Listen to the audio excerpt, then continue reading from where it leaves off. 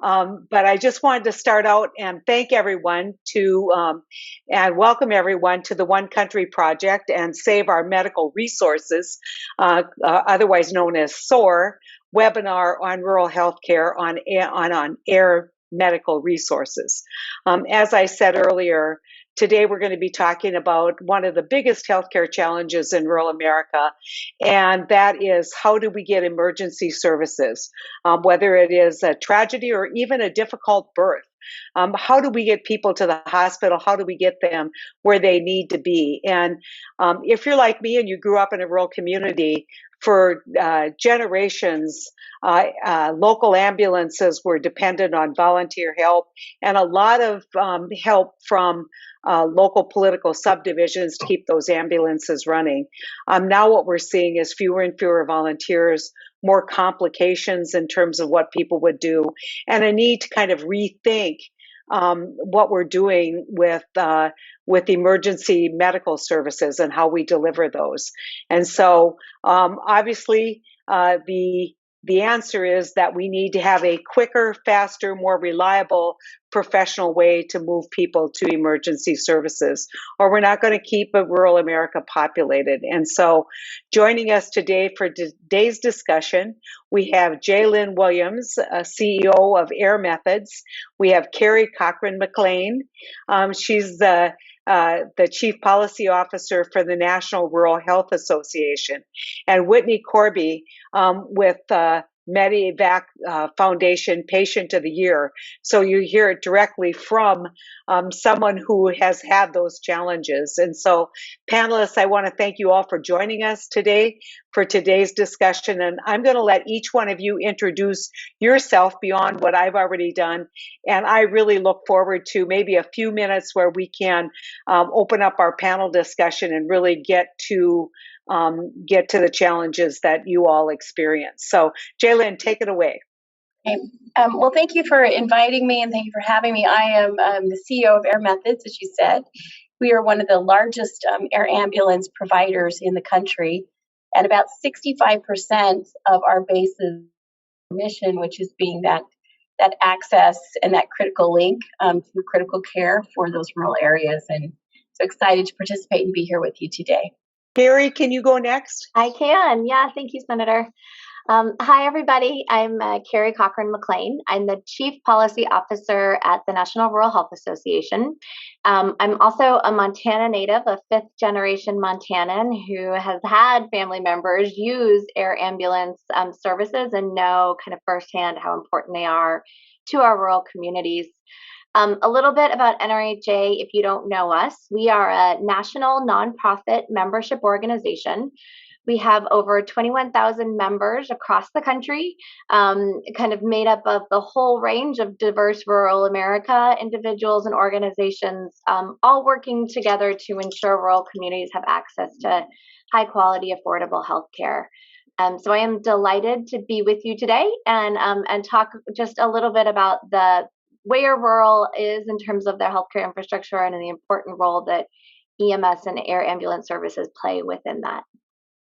And I think Whitney's with us too as well. Maybe we're having a little trouble getting folks in. I'm just going to go ahead and kick this off, and we can come back to Whitney once she's able to join us. I think that one of the things that we all know, if you live in a rural area, you know how critically important that access to emergency care is, whether it is a trauma that happens with a car accident or a farm accident, or whether it's just someone having a stroke, where we know that time is of the essence and getting people to the services that they need is so critical. And as we look at rural hospitals, many of which have closed, especially in those states that did not expand Medicaid, those services are further and further away. And the ambulance services are further and further away. In fact, there's been many stories written about just regular ambulance service and what that means in terms of 45 minutes to a location and then 45 minutes out, which obviously a lot of people, when they're in that situation, would only pray for your services to come and deliver a much quicker response. And so if you guys could just tell me what you see as kind of the challenges in emergency medicine today, and kind of what your organization's doing to address those challenges. We'll start with Carrie, maybe. Sure, thank you. I think in a lot of ways, the rural healthcare infrastructure really is at a crisis point. Pre-COVID, we had declining life expectancies in rural areas and declining at a faster rate, more significant rate than urban counterparts due to a whole range of factors, everything from kind of the ability to access healthcare providers, insurance coverage, and other kind of social determinants of health. And so we know that our rural areas really, a lot of them are in a poorer health status than a lot of their urban and suburban counterparts. And then similar to what you said, Senator, is, we've seen a consistent closures of rural healthcare facilities over the last 10 years. We've had 138 rural hospitals close in the last 11 or so years. And then what we experienced in the last year and a half, 2 years with COVID-19 has just exacerbated all of these known challenges and disparities, from workforce shortages to being able to access healthcare facilities to kind of people's overall health, physical and mental health. And we're seeing more and higher mortality rates in urban areas because of that. And I think a lot of those patterns you're seeing in broader rural healthcare are playing out within rural emergency services. And that, from my perspective, is including both ground transportation and air ambulance. And so from NRHA's standpoint, it's really important that people who live in rural areas are able to tap into these sources, particularly as we see those other access points closing. Although when I talk to folks working in this field, we're hearing more and more about closures in that space too. So from NRHA's perspective, we really need to make some significant regulatory and legislative changes that will not only bolster the rural healthcare infrastructure, but really think about how we best provide these services and support these services in our rural communities. And I can get into specifics about that, but maybe that could be a starting point, and then we can go from there. Terrific. Okay. JaeLynn? Let me get off mute there. I would echo what's already been said. I mean, when we look at this, we've seen about 40% of the rural hospitals close in the country. And the workforce shortages that we're all hearing about on the news due to COVID and others are only exacerbated and extremely severe. They were tough before, but now there's even less. And I think it just highlights the need and also what we bring. So, for example, in emergency air, we're bringing things like blood to the scene, as well as a very high standard of care. I mean, there's been this nomenclature that's been used that calls it a flying ICU. And that's really what it does provide to those communities for everything from trauma to stroke, to cardiac events. It's that lifeline. And that lifeline is becoming ever more important. And I think we'll talk about this a little bit more, but I think some of the challenges to that lifeline today are how we pay for it. So currently, Medicare and Medicaid are really the primary types of insurance in these rural areas. That's typically the resources people have, and they are severely underrepresented and under our costs. So sometimes Medicaid can be a few $100s of reimbursement, not even enough for fuel for a flight. And so I think those are some of the things that we see as challenging as we think about how do we continue to have this life-saving service available in these regions where we need it. And then maybe just one kind of anecdotal thought as we think about some of the larger trends that COVID is creating is I think we're seeing people who can work from anywhere. Actually, we're seeing more people go to places that have been rural, right? Because they're kind of not having to go into an office, and so we're seeing some people move in more volumes, and maybe a broader swath of people actually impacted by the lack of healthcare services than even what we saw before. I think Whitney has come and joined us. Maybe Whitney, as somebody who has relied on these services, maybe give us a perspective of how critical having access to this kind of emergency service can be. Thank you so much for joining us. And if you would go ahead and just introduce yourself and maybe give us a little bit of your story. Yeah, sorry that took so long. That was really confusing. So my name is Whitney Corby. I was born and raised in upstate New York. And my story kind of starts in the town I grew up in Corning, New York. I was a sophomore in college in my fall semester. And I was home on Christmas break. And December 26th of 2013, I decided that after a very bad snowstorm, it would be a great idea to go down the hill and go to the gym. And it was about 10 o'clock at night. So I had my mind set and I was going, and my parents told me, no, wait. And I went, and about a mile-ish from the house, my car slid on black ice. I lost control of the car and it hit a tree. A family found me in my car.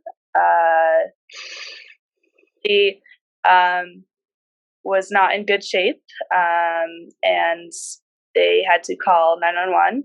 The ambulance got there and realized that time was critical, and I wasn't able to be transported by ground safely and to where I needed to be to get the care that I needed. So it was determined that they made the call to the closest base, which was right over the border, I believe, in Sarah, Pennsylvania. And they met me about another mile up the road at the local community college. And the helicopter landed, got me in, stabilized my airway, and flew me to the nearest trauma center, which was just over the border in Sarah, Pennsylvania. And there I spent about a week in a coma. And then I began to breathe on my own. So they removed my tube and woke me up. I was transferred shortly after to a brain rehab center about an hour away, give or take. And I spent, so from that week, I spent until my discharge date was Valentine's Day of the next year. And I learned how to walk, how to talk, how to eat, how to brush my teeth, how to shave my legs, basic things all over again, which is very humbling and very frustrating. So then I did a lot of outpatient therapy, and I began taking classes online at home in my own little environment so I could focus because my brain was everywhere.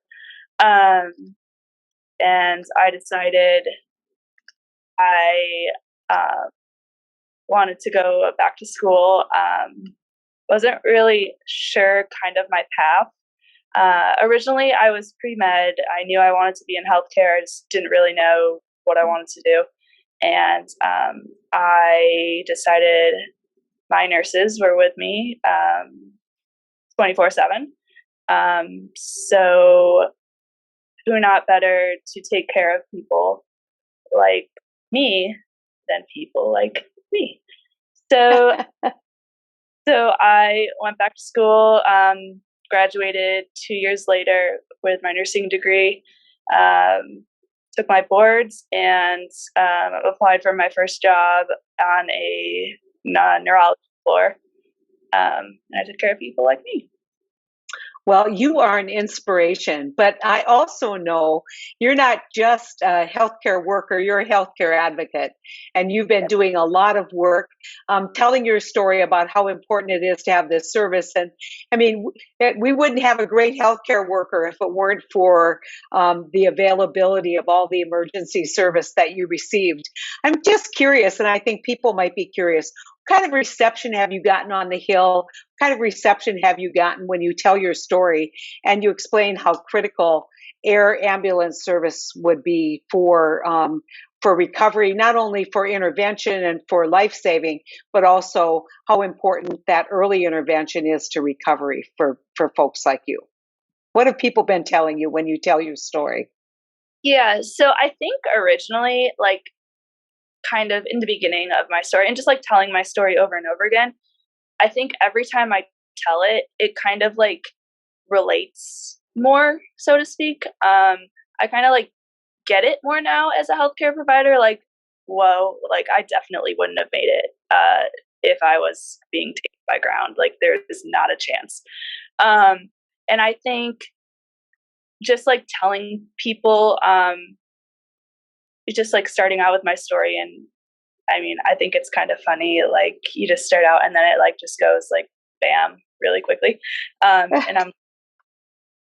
it's very humbling. Like I said, there's to know that people that I had never met, no idea who they were, literally landed in a helicopter, took me in and gave me my life. And there's no way you can thank somebody for giving you your life back. That's a very hard thank you to follow up with. But like my one of the crew members, my family stays very close with, and it's funny because last night I worked last night, and he texted me and was like, "Oh, hi, I saw you were doing, speaking today, and I'm going to be on call, so I can't watch, but I just know that I'll be there." And, just us back and forth, and to know that like the worst time in my life, I was blessed with some of the greatest people in my life. And yeah, it was a really crappy situation that like it set my life. It gave me my future. It gave me my career, which I love, and it gave me everything. And I love my accident. Well, Whitney, we love you. You are absolutely an amazing spirit and an amazing person. I want to turn to JaeLynn and say, okay, there's an old song that says, "Don't it always seem to go? You don't know what you had until it's gone." And so how much is this industry at risk, given the challenges that you have with reimbursements, the challenges you have with workforce, the challenges that you have today in continuing to be at the ready? I mean, people may say, well, what does it cost to really fly there? But you've got to be at the ready. You've got to be staffed up, ready to go for patients just like Whitney.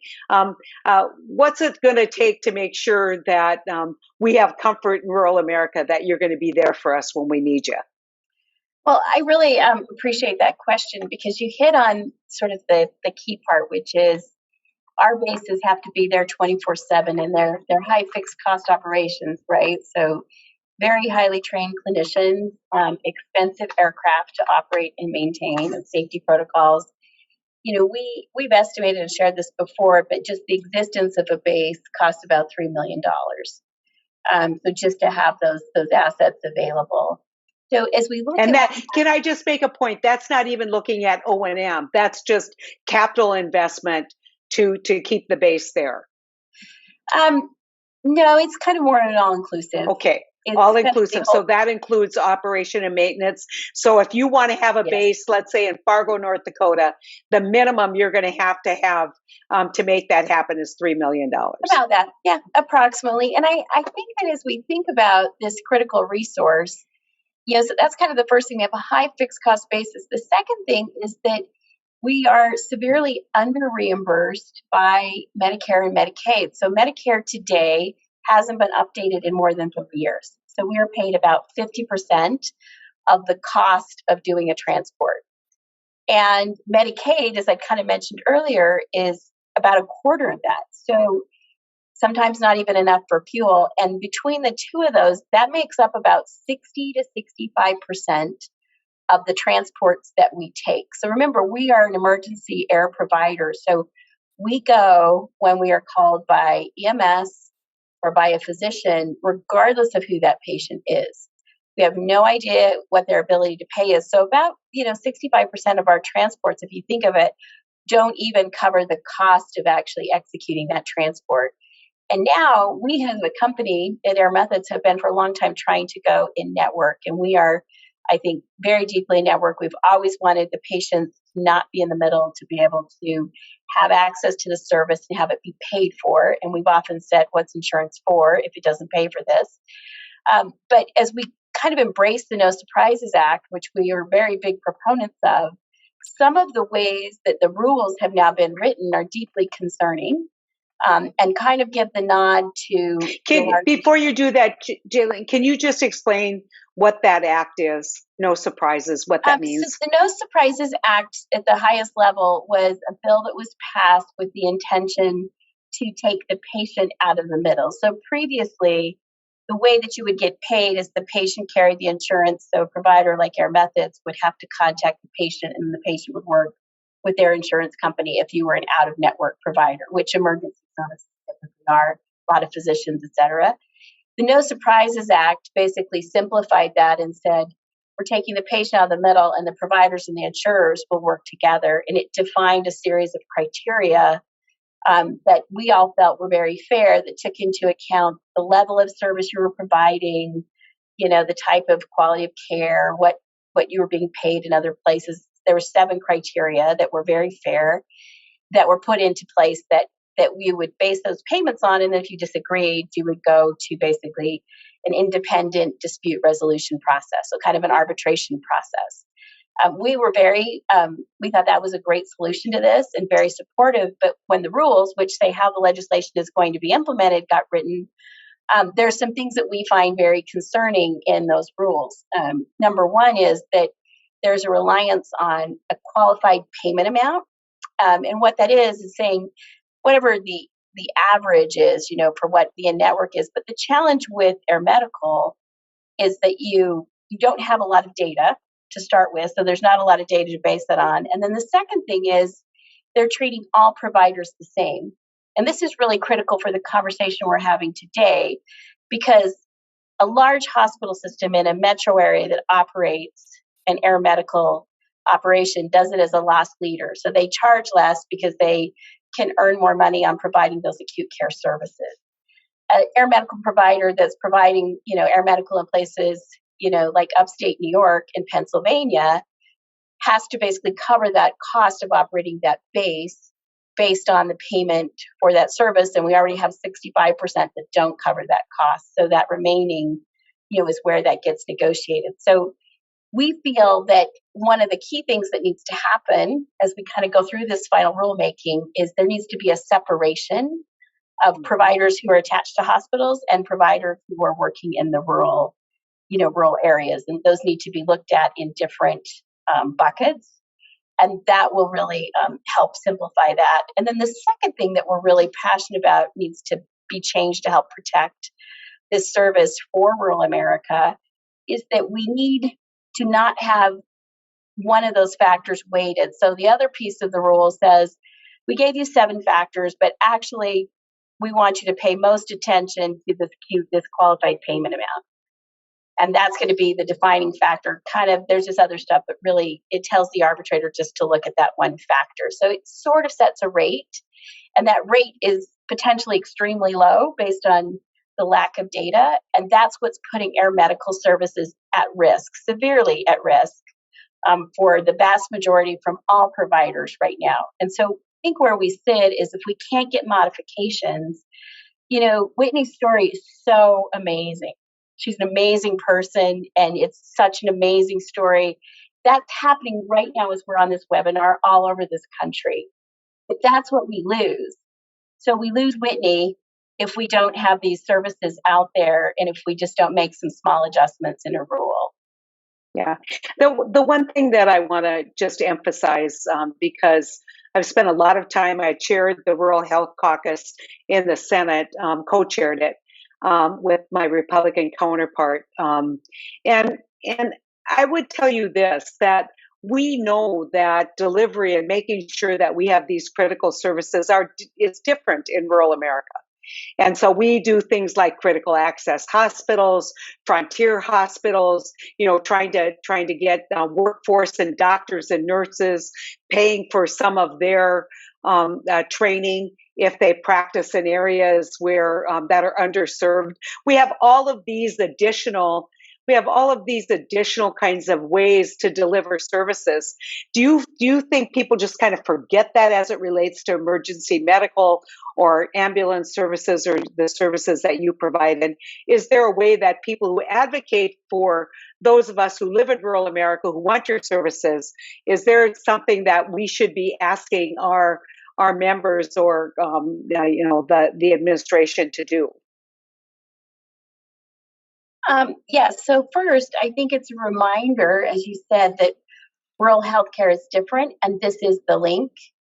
Two, I think at this point, it's really the two things I said. We need our representatives to ask for providers to be treated and considered separately in this dispute resolution process. So a provider and payments that are paid to a hospital provider in a metro area should be considered as one bucket, and those that are in rural and by independent providers should be considered as a separate bucket because they complete very different missions. There's already precedence for this in the very bill we're talking about in the rule. They're already separating emergency physicians into two categories. So we would really ask that this is a key consideration.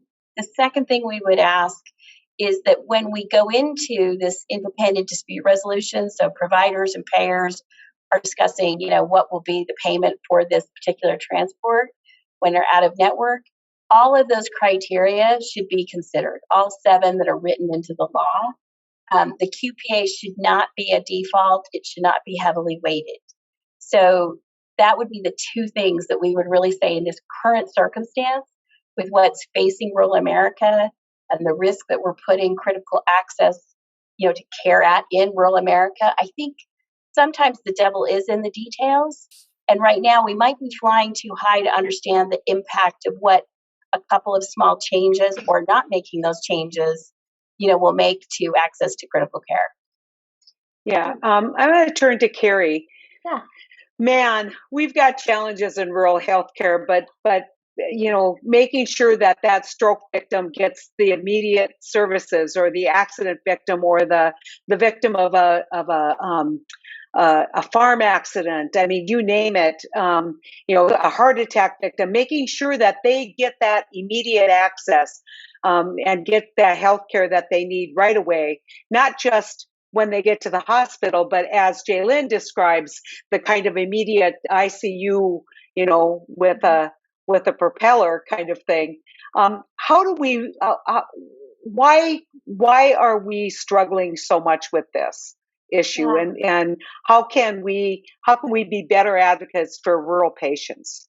Yeah, it's a great question. So I think just to go back to something that JaeLynn was talking about and kind of parallels with Whitney's story, I think the other piece of it that is important to remember in this larger healthcare infrastructure that we have in rural areas, there's that immediate care that you're talking about, the air ICU kind of care.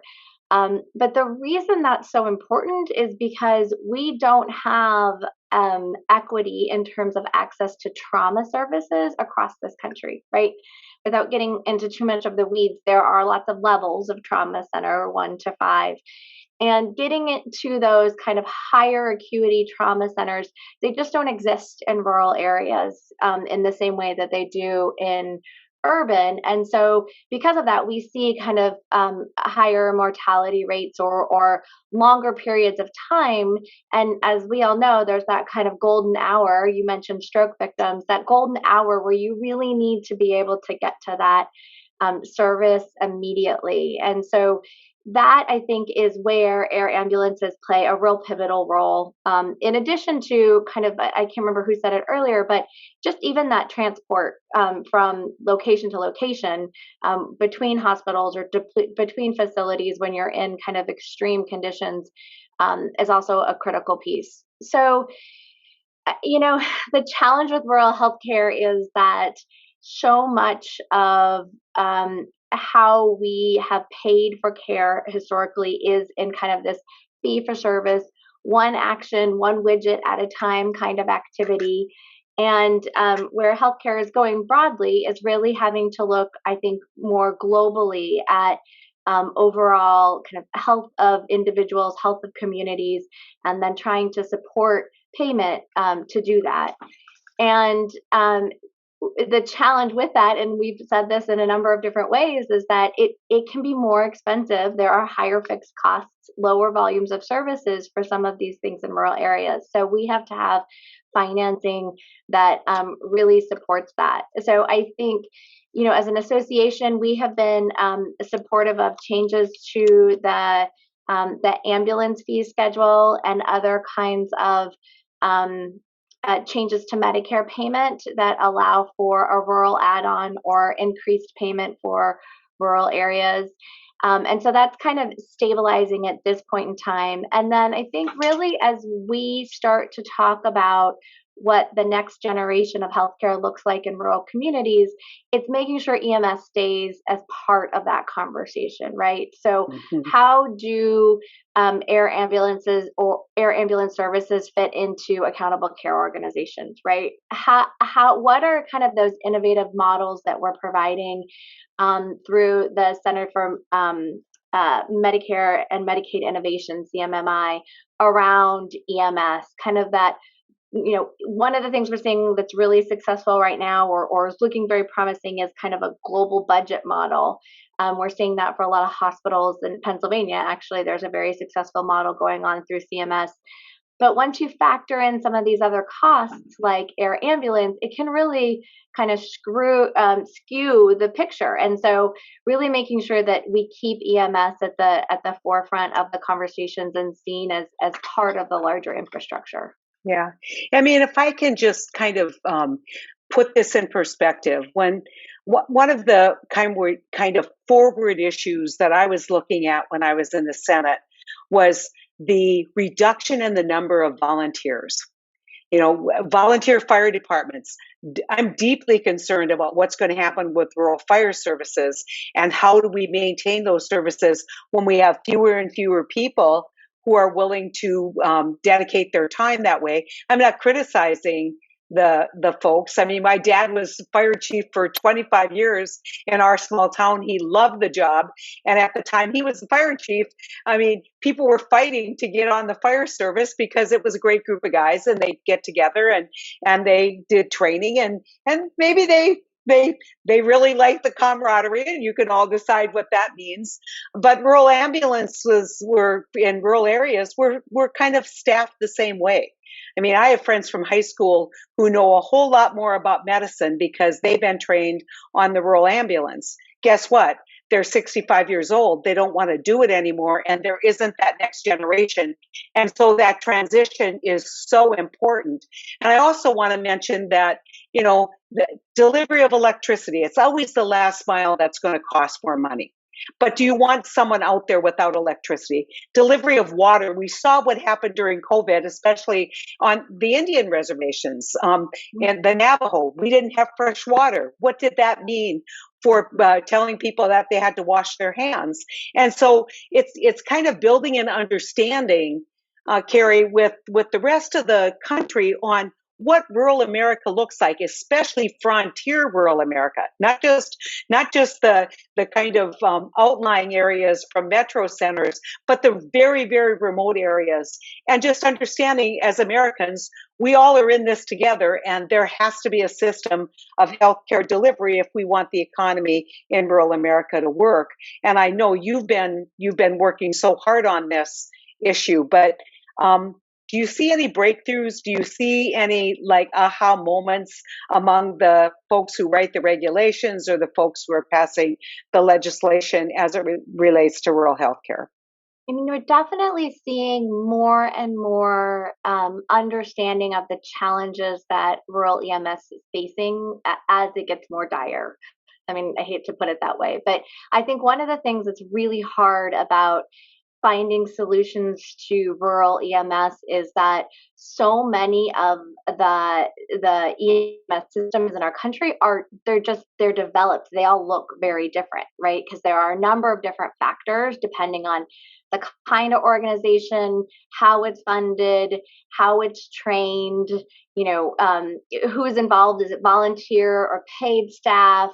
Are they being supported by a hospital or are they independent? How far are they from other sources of care?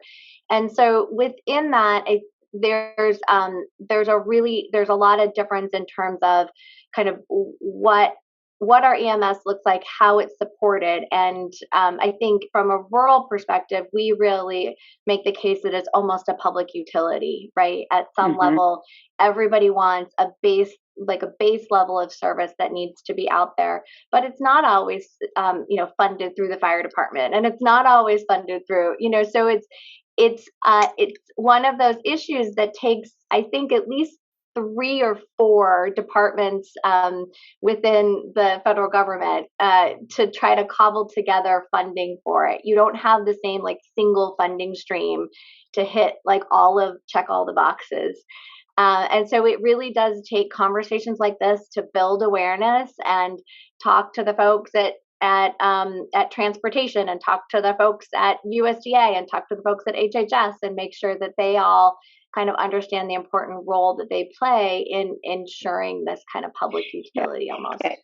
And I think it's so critically important that people understand that there's been a lot of discussion, which is how you ended up with no surprises or whatever about, boy, that's just really high. But understanding the cost structure and understanding the difficulty of providing these services, and people get sticker shock, but they need to understand what infrastructure needs to be ready and available and what that costs, as JaeLynn said. I want to turn to workforce, because workforce is such a critical part of this. Whitney, you decided after your experience that what you were going to do is dedicate your life to helping people like you, but also serving our country in medical services. Can you just take a few minutes and convince folks to do what you're doing? Because we need more of you. I think the number that I've seen in the next 10 years, over 500,000 nurses will retire. And we're going to have a doctor shortage and nurses shortage. And trust me, if they're short in New York City, they're going to be really short in Mandan, North Dakota. And so how do we get people to be interested in doing the kind of work that you do? I was going to say we're pretty short here in Phoenix, Arizona, too. So I think we actually we have a lot of students coming through from the local schools, which I think is really interesting because, I did my clinicals at a hospital, but they're even before they get to the clinical level, they're getting in there and they're seeing and helping us with care and seeing how processes work. I think right now it's really hard to talk people into being a nurse. But overall, I wouldn't trade my job for anything. Is it hard right now? Without a doubt. Because I work in the neuro ICU. That is actually now I don't think I've had a neuro patient in a very long time because we're primarily the COVID ICU. Mm-hmm. So you kind of learn that you have to jump in and you just get these patients that you have no idea about, like respiratory and all that stuff. I'm like, I just want to deal with the brain, like leave me alone. But I think people seeing like how we have all, even like especially in New York, say that for instance, you see how in the worst of worst times, how healthcare workers have come together. And it's honestly like a big family. Like I started my job in roughly May here and jumped right in. And it was like everybody kind of swooped me along. Like you never, I remember a saying in nursing school, they say the older nurses eat their young. But really, I work with a bunch of older nurses that, you know, are wanting to retire, and they're taking all of these new grads who primarily went to clinicals through a little simulation on their computer because they couldn't have the in-person stuff because of COVID. And they're taking everybody along and they're teaching them, and everybody's getting acclimated really quickly. And I think that's spreading to the students that see it, and then, you know, the students tell their friends, and then it's word of mouth too. But I think that now, in a time like now, especially I say a time like now, this has been what, a year and a half, 2 years. A time like this, the healthcare family is, I think, like the greatest family to be a part of right now. Thanks so much. I want to be part of your family, Whitney. I think you're an amazing young woman, and I'm so grateful that you're a healthcare worker. JaeLynn, when you see folks who want to get into the profession, but then they see all of the obstacles. You know, you think about this, all the obstacles, whether it is remoteness or working in an environment where you don't have everything at your disposal. I mean, how difficult is it to recruit folks to work in rural areas as compared to some of the larger urban areas? Well, you know, as has been said, I mean, the shortage of critical care, you know, nurses is a big issue for the industry in all aspects, metro and rural, and in air ambulance. And it's also something we see with pilots, which we don't think about as well. We need, you know, pilots to fly these aircraft. And, you know, we've been very creative. I think there's some aspects to emergency air medical that are attractive to people, but I think we're very supportive of the federal grants for education and to develop these folks. We have developed training programs on our own. We require a very high level of certification, obviously, to be one of these nurses, and we have successfully, you know, sort of brought people up a level, you know, kind of that are close but not quite there. And so we've been able to work on that to create additional, you know, folks. And then I think tapping in a little bit to, I'm going to call it the millennial generation, but I think, you know, folks who want to kind of be out and about and try different things and have variety. You know, we've constructed, you know, travel pools and things like that that are creative, that allow people to be part of what I think is a very satisfying career, but also to staff some of these really rural, super rural, as you talk about it, areas. I think the other piece of this is technology and innovation. So we have just launched a drone division. We're actually doing tests in Kansas. And the purpose of this, so when you think about all the places that healthcare workers get distracted or go, during COVID, it became very clear that like just getting lab tests and samples back and forth was a huge issue, a huge time constraint, a big issue. And that's a place where the current technology around drones can really satisfy that. And so we're pushing out and really innovating there to see how can we, you know, kind of alleviate some of the stress, the demand, the cost, by putting technology in place to help rural Americans. And I wanted to reflect on something that Carrie said, when we think about some of the new models for payment, when we think about, accountable care organizations or risk-based payment in healthcare, how does air ambulance fit into that, or even ground? And we've innovated. We've got, actually, it was used during COVID through all of Kansas, but really it's called Motion, and it's a piece of software that does three things. It really helps the clinician simply dispatch. So the clinician can use it, so the clinician can go back taking care of the patient. They don't have to find that destination for the patient. So it does that. Maybe even more importantly, it defines the acuity. So as you're triaging a patient, like a physician typically would, there's 7 simple questions which give you an acuity that helps them decide if the appropriate transport is via ground or via air, based on what the outcomes of the patient are when they're transported with that higher level of care. So it's helping you make the best decisions for the best cost, while also letting those clinicians focus on caring for the patients that they have in-house, because they're already overtaxed. And so I think technology can really help, but the most immediate thing really is about payment. I think Medicare is out. There's some, efforts here to try and raise Medicare reimbursement. Carrie reflected on a couple. I think that we're probably one of the few areas that hasn't seen any increase in 30 years, or that's so far below cost. I think that's a key thing. I think going in network is really critical. So a lot of air ambulance providers, Air Methods is very large, but there's many that are small, and it's really difficult for some of them to get in network. And even for us, we want people to come to the table. And there's an interesting statistic I have written down here. I want to make sure I got it right.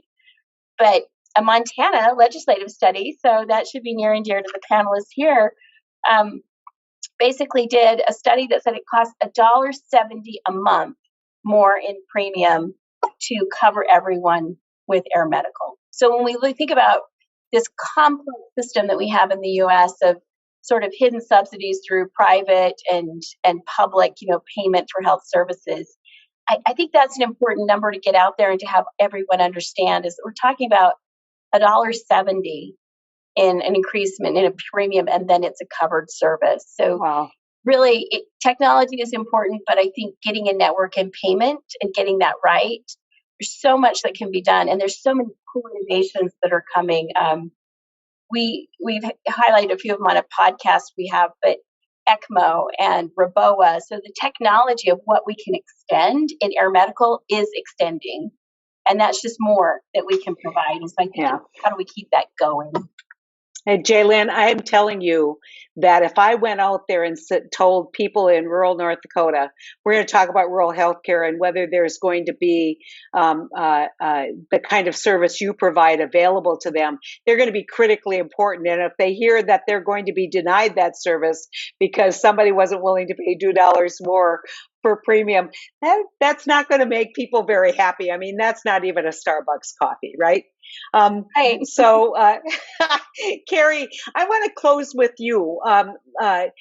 We talked a little bit about frontier services, not just rural, but frontier, and those kind of way out kinds of areas. And an area that I'm always concerned about is what's happening on the Indian reservations. So my first question is, do you have a pretty good idea in your organization where these services are, who provides services, and what the challenges are for those organizations? And then what's the status of this service? And we just heard that Medicare and Medicaid are gravely underpay. I cannot imagine that Indian Health is doing any better than Medicare or Medicaid. But could you give us a sense of what's happening on the reservations as well? Yeah, that's a great question. And I actually saw in the Q&A, someone asked about air ambulance service. And I was kind of frantically looking up, like, what are the IHS air ambulance like policies? So yes, there are air ambulances available as part of the IHS overall infrastructure. But as anyone who's worked on or with American Indian reservations, the infrastructure there can be very variable, and therefore can probably the studies I was looking at, everything from kind of dispatch to being able to distance and all of the things in between. I think we need some pretty significant investments there. And I think a lot of, again, what we've seen reflected in rural areas, what's happened to their infrastructure is very similar to what we see on the reservations. Although we did see in some of the reservations, like in Montana, there were some initial really kind of communities kind of came together to figure out how to take care of each other during COVID-19. So I guess maybe this is a kind of a slight twist on your question, Senator, but I'd love to finish kind of on this positive note that if anyone can figure out how to sustain these services and take care of their communities, it's going to be people from rural America, right? It's just in the fabric of who we are and what we do. So, I think while we need to do things at the federal and state level to wrap around and support those individuals, I do still think that spirit of support and care for your community it very much is still alive kind of throughout the country in that space. Well, this can't be the final word on this critical issue. And I just want to thank SOAR, and I want to thank all of you, especially you, Whitney, for telling your story over and over again. I know how tiring that can be sometimes, but I think the important point to take away is kind of what I said earlier. Don't regret what you've lost. Try and preserve what we have.